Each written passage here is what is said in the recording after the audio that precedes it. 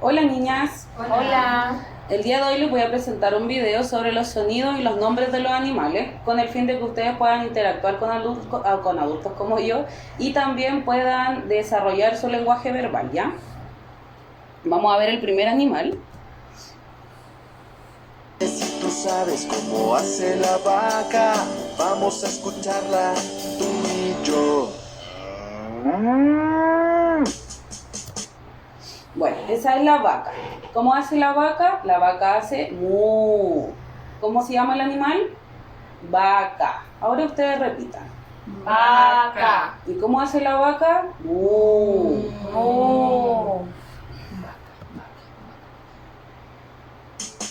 Vamos a ver el Si tú siguiente. sabes cómo hace el borrego, vamos a escucharlo tú y yo.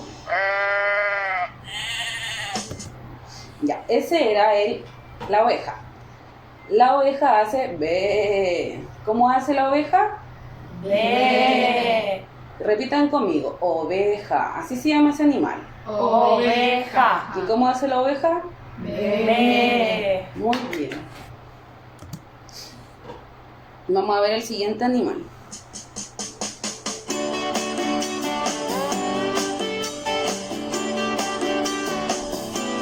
El siguiente animal. ¿Cómo hace el pato?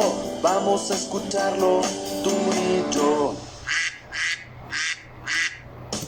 Ya, ese es el pato. ¿Cómo se llama el animal?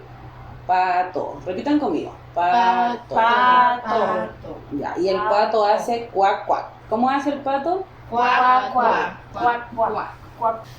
Para finalizar, vamos a pasar por cada una para que me diga cuál fue el animal que más les gustó y lo imiten también como interactuamos en el video.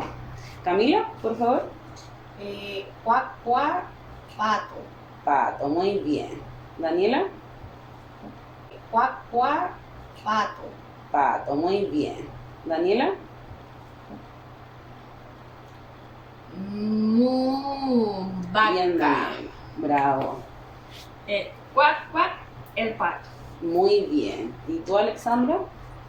De la oveja. Muy bien. Bravo, chicas. Espero que nos veamos otro día en el mismo video.